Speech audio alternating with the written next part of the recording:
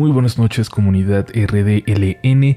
Gracias por acompañarnos de nuevo y por dejarnos llevar a ustedes las siguientes historias de terror, las siguientes experiencias de encuentros con lo paranormal, con lo inexplicable. Espero sobre todo que si tienen un problema, una preocupación, sea lo que sea, se les borre de sus pensamientos al menos por los siguientes minutos, que lo único que puedan sentir sea miedo. Apaguen la luz, déjense llevar, pero por favor, si escuchan un ruido extraño allá afuera, no vayan a investigar, mucho menos si se escucha como el llanto de un niño. Estás escuchando Relatos de la Noche. No puedo decirles el lugar donde sucede esta historia porque metería a mucha gente en problemas, sobre todo porque esta experiencia sucedió en una morgue y la persona involucrada hasta hace muy poco trabajaba ahí. Tanto él como los demás que fueron de una forma u otra parte de esta experiencia están de acuerdo en que comparta lo que ocurrió con ustedes.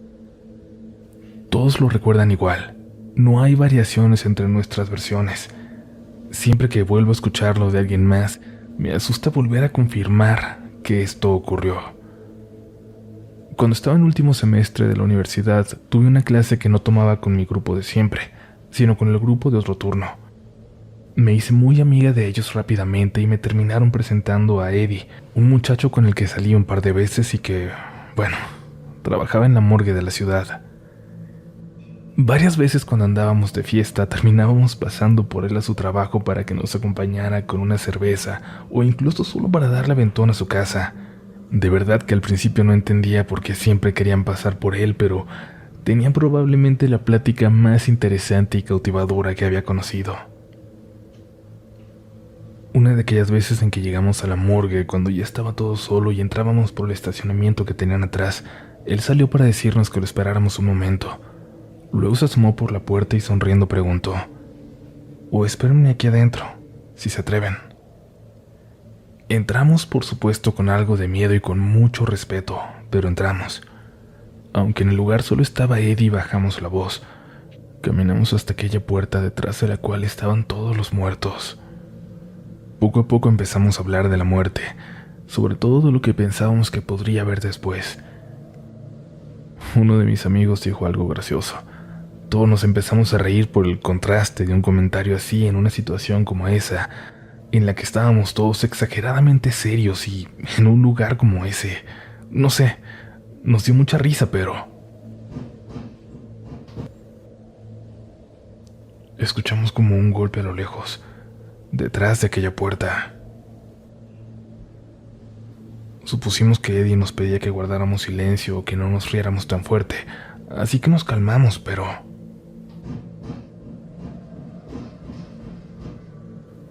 Se volvieron a escuchar, y luego varios golpes a lo lejos. Yo estaba recargada al lado de esa puerta gruesa y di 2 pasos hacia atrás. Todos nos quedamos como congelados por un momento sin saber qué decir o cómo reaccionar. Sobre todo cuando una puerta se abrió a nuestras espaldas. Era Eddie, que salía de un cuarto al fondo del pasillo. Se había cambiado la ropa y apestaba a jabón. Se acercó hacia nosotros y, como entendiendo qué pasaba, solo dijo: «Ya los escucharon, no pasa nada». Pero 2 de mis amigos estaban muy enojados con él.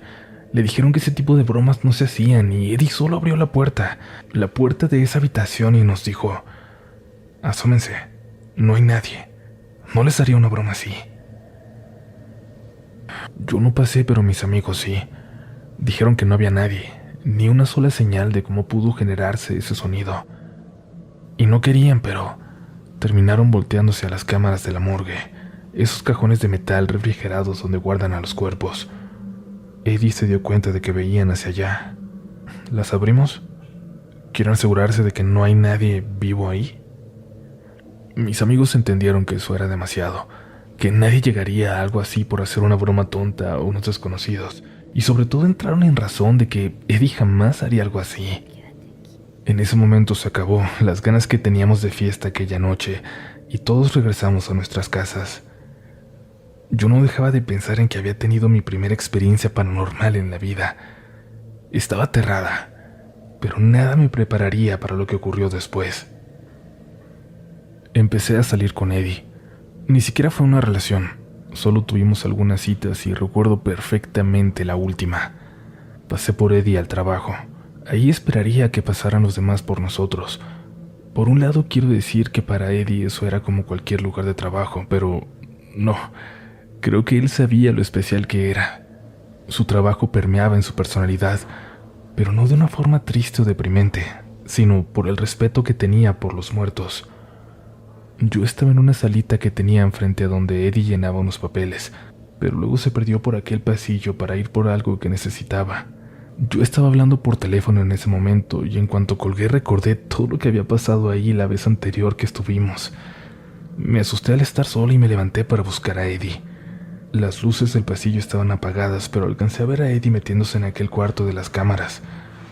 Y aunque me aterraba, en ese momento lo seguí porque lo único que quería era no estar sola. Fue la peor decisión que he tomado en mi vida. Cuando entré, en esa fracción de segundo en la que miré a mi alrededor y me di cuenta de que Eddie no estaba dentro de esa sala, algo en mis espaldas apagó la luz. Giré hacia la puerta, y como el pasillo estaba en completa oscuridad, en esos segundos en los que mis ojos se adaptaban no podía ver absolutamente nada, ni lo más mínimo, nada. Estiré la mano para tocar la mesa que había visto momentos antes y por ella más o menos ubicar la dirección de la pared y llegar a tientas a la puerta. La encontré. Empecé a avanzar tocando la mesa poco a poco hasta que toqué algo. Estoy segura que era un pie, aunque no lo podía ver. Un pie descalzo de algo estaba parado sobre esa mesa, pero era imposible. Un momento atrás no había nadie ahí, y no había forma de que alguien hubiera saltado sin hacer ruido, sin que yo me diera cuenta. Mis ojos alcanzaron a ver en ese momento el marco de la puerta, pero también era una figura en él, bloqueando el paso, y lentamente levantó una de sus manos. La luz se encendió. La figura en la puerta era Eddie, que me estaba buscando, y yo corrí para abrazarlo, para decirle lo que acababa de tocar, lo que se había escuchado ahí adentro. Ni él mismo me creyó. Me dijo que lo de los toquidos era una cosa, pero que eso nunca había pasado, y empezamos a discutir. Enojado, terminó abriendo todas las cámaras para que las viera, todas vacías con excepción de 2. Me dijo que me acercara si quería comprobar que estaban muertos, y yo le dije que lo que quería era irme de ahí. Prendió la luz del pasillo y fuimos a la salita. Me dijo que solo le esperara un momento más en lo que... Y guardó silencio de pronto. Su mirada estaba clavada en el pasillo. Yo estaba de espaldas, pero me di vuelta para ver qué es lo que él veía con tanta atención. En la oscuridad de la habitación de las cámaras, con la puerta entreabierta, se alcanzaba a ver a alguien parado ahí dentro. El cuerpo de un hombre desnudo parado ahí. Los dos salimos corriendo. Eddie dejó todo. Corrimos hasta la avenida donde encontramos un taxi.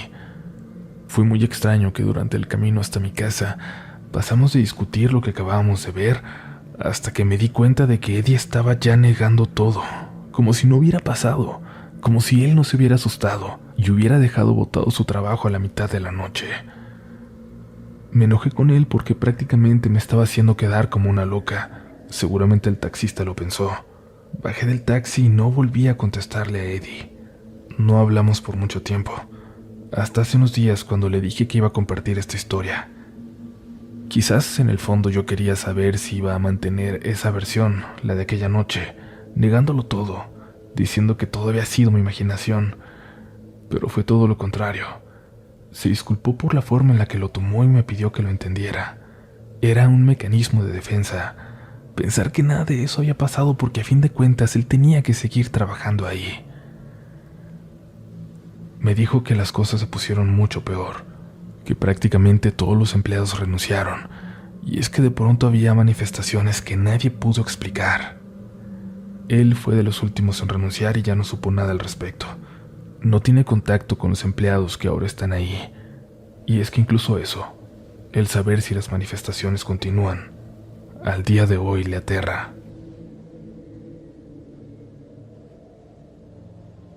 No te vayas, aún hay más historias. Te invitamos a volverte parte de la comunidad Relatos de la Noche suscribiéndote a este espacio y a enviarnos tu historia a mirelatodelanoche@gmail.com. Ahí la estaremos esperando y también tus saludos, tus comentarios, tus fotos escuchando este programa en cualquiera de nuestras redes sociales donde nos vas a encontrar como RDLN Oficial. A mí, ya lo sabes, me encuentras en todas partes como Upolch, pero por ahora se ha acabado el respiro y es momento de continuar. Porque sí, aún nos queda un relato de la noche.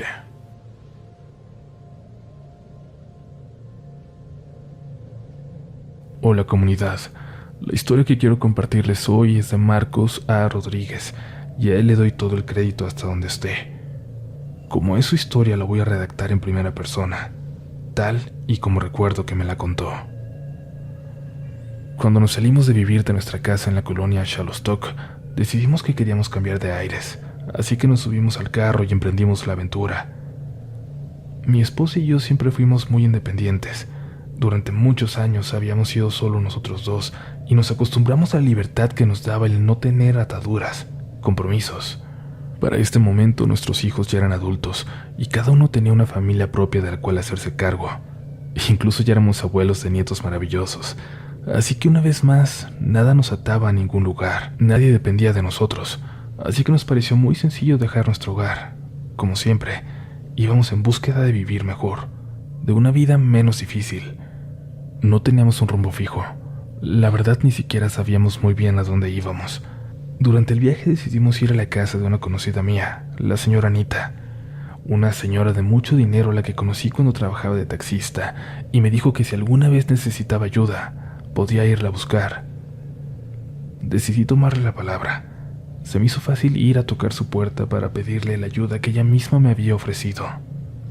Ella me reconoció en cuanto me vio. Le platiqué lo precario de nuestra situación en ese momento.